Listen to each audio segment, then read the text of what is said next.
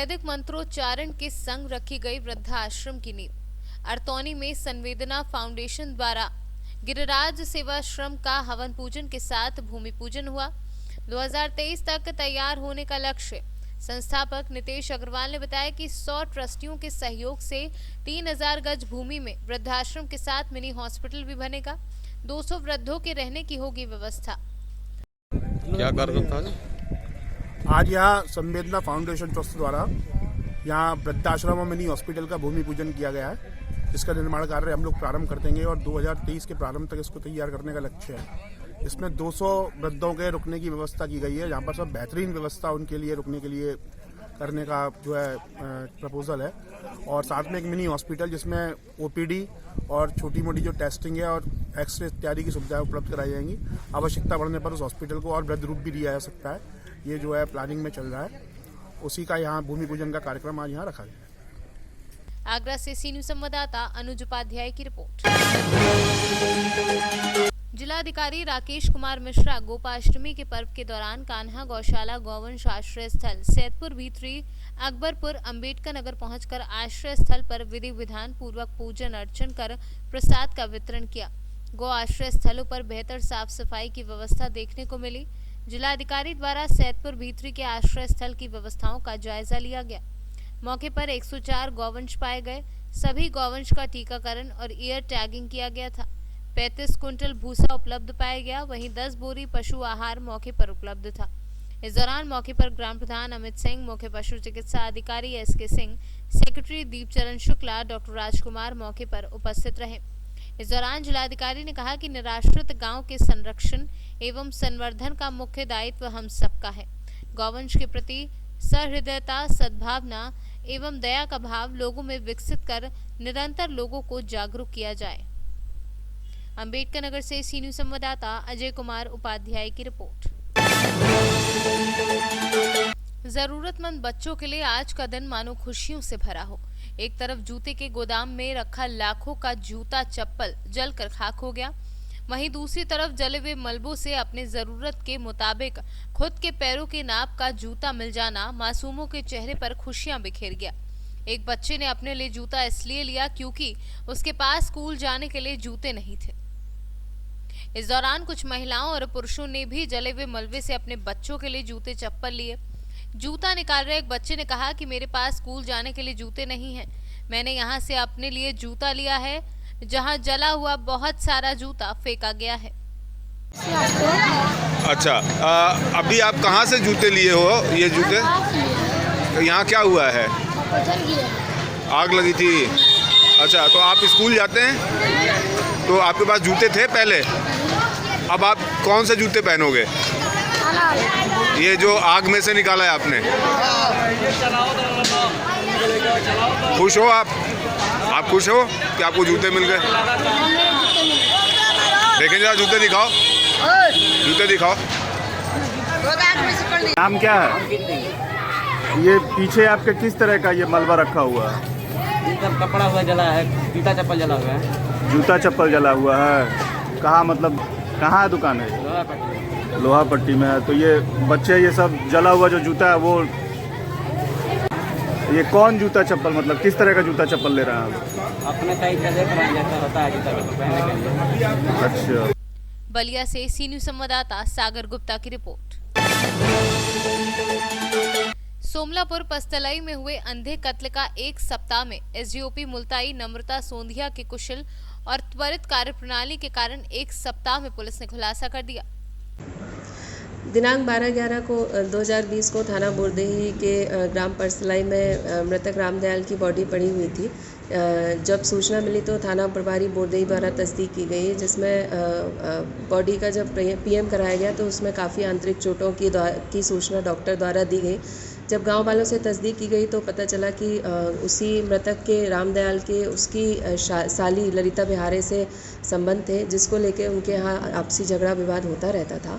उस दिन 12 तारीख को भी उनके बीच आपसी झगड़ा विवाद हुआ और जिसके बाद उनके झगड़ा विवाद के बाद आरोपियों द्वारा उसको घूसों से और लकड़ी से मारकर ग्राम परसलाई के रोड किनारे डाल दिया गया। जब इस घटना की जांच हमें पुष्टि हो गई तो इसमें अपराध कायमी की गई और आरोपियों को तत्काल गिरफ्तार किया गया। इसमें अभी 4 आरोपी हैं और विवेचना में है। आगे जो भी तथ्य सामने आएंगे उस पर कार्रवाई की जाएगी। हत्या का मुख्य कारण मृतक और मृतक की साली के बीच अवैध संबंध है। इसी के चलते इनके बीच पहले भी झगड़ा होता रहता था। बैतूल से सीनियर संवाददाता संदीप वाइकर की रिपोर्ट। गौनाहा प्रखंड के मटियारिया पंचायत के वार्ड नंबर 8 शेरपुर बैरिया में जमीनी विवाद को लेकर 2 गुटों में जमकर मारपीट हुई, जिसमें दोनों पक्षों की तरफ से अनेकों व्यक्ति घायल भी हुए। बताते चले शेरपुर बैरिया के निवासी नरेश शाह जमीन पर अपना जीवन यापन कर रहे हैं। उस जमीन को उसी गांव के निवासी गुड्डू यादव का कहना है कि जिस जमीन पर नरेश शाह अपना जीवन यापन कर रहे हैं, जो ये जमीन मेरी है जिस पर बनी हुई है घर को गुड्डू यादव के द्वारा नरेश शाह को जल्द से जल्द खाली करने का बात बोल दिया गया है। और हम और हमारे पापा पूरे परिवार वहाँ पर बैठे थे, तभी गांव के कुछ गुंडे लोग आए और मारना शुरू कर दिए और हम लोग भाग कर जान बचाए। समस्या ये बाटे घर में गुड्डू जादू गुड्डू जादू आ टूनू जादू आ विनोद जादू, विनोद का लड़का मांगर गिरी झगर गिरी उनकर मेहरारू इनकर मेहरारू अशोक गिरी के अशोक जादू के सब कोई हमारा घर में घुस के हमारा घर में के सारा सामान चुरा के ले गए लोग आई रहे लोग मारे हमनी के ईटा पत्थर से सारा घर हमनी के भर दिला बाटे लोग। कहता लोग कि जे हमें ना रहे दम उजार के तहनी के अलग हम हटा दे हैं ए पर हम ना रहे दम तहनी के तो जाने बार जमीन हमनी के रहे तहने पर हमनी के हटा दिल रही लो। जब मकान बन गए तो कहे ये तरह पहले बैठलो हमनी के एक जात के बासी ना रहेला। एगो थाना में आवेदन देले बने थाना में दिया ही बस सब जाके जो नाम रुआ अभी बतैनी है उहे नाम थानों में दिले बनी आवेदन में दिले बने। का नाम पड़ी राहुल लालती देवी घर शेरपुर कॉलोनी। बिहार से सीनियर संवाददाता आर्यन की रिपोर्ट। बेटमा इंदौर रोड स्थित पार्श्वनाथ सेव भंडार व महेंद्र एंटरप्राइजेस पर खाद्य विभाग, नापतोल विभाग, राजस्व विभाग व बेटमा नगर परिषद की टीम द्वारा संयुक्त कार्यवाही की गई, जहां पर एक ही छत के नीचे कई प्रकार की खाद्य सामग्री, पाम ऑयल और मटर आटा से नमकीन बनाई जा रही थी, जैसे सावरिया सेव, उत्सव सेव, आशीर्वाद सेव, जैन श्री नमकीन आदि कई प्रकार की कंपनियों के लेबल लगाकर नमकीन बनाकर बाजार में बेचा जा रहा था। साथ ही खाद्य तेल की पैकिंग भी कई प्रकार की कंपनियों के नाम के लेबल लगाकर की जा रही थी, जैसे आशीर्वाद gold, Akshara gold, Ambuja gold आदि। वही नमकीन और तेल के पैकिंग पर एक्सपायरी डेट और रजिस्ट्रेशन नहीं पाया गया। के निर्देशानुसार जो खाद्य विभाग और फूड एंड ड्रग्स और नापतोल विभाग के अधिकारियों के साथ यहाँ बेटमा में पारसनाथ सेव भंडार और महेंद्रा इंटरप्राइजेज जहाँ सेव नमकीन आदि बनाए जाते हैं, इसके अलावा खाद्य तेल की रीपैकिंग का भी काम किया जाता है। और यहाँ पर आकस्मिक जांच कार्रवाई की गई और जो भी अनियमितता पाई गई हैं उनका जो है हमने अभी सैंपल लिए हुए हैं और इनकी अभी भोपाल के राज्य स्तरीय लैब में इसको भेजे जाएंगे और वहाँ से जैसा रिपोर्ट आएगा उसके अकॉर्डिंग कार्रवाई की जाएगी। ये जो उस पर जो भी आप बता रहे हैं वो हमने उसको देखा है और उसको अपनी कार्रवाई में लिया है।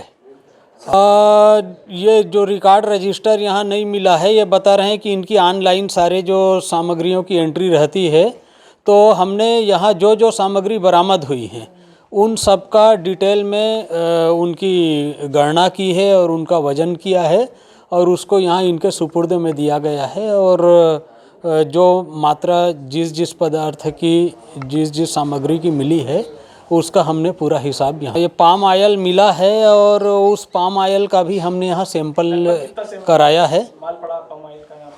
पाम ऑयल का 8 बड़े ड्रम में हैं और उसके अलावा कुछ लूज में होंगे। सर यहाँ पर गंदगी कार्रवाई की गई नगर परिषद के द्वारा? हाँ, नगर पालिका की ओर से यहाँ कार्रवाई की गई है और गंदगी को लेकर इन लोगों पर चालानी कार्रवाई हुई है। इंदौर से सी न्यूज़ संवाददाता सुरेश बैरागी की रिपोर्ट। फिलहाल इस वक्त के न्यूज़ बुलेटिन में बस इतना ही। देश और दुनिया की तमाम बड़ी खबरों के लिए आप देखते रहिए सी न्यूज़ भारत।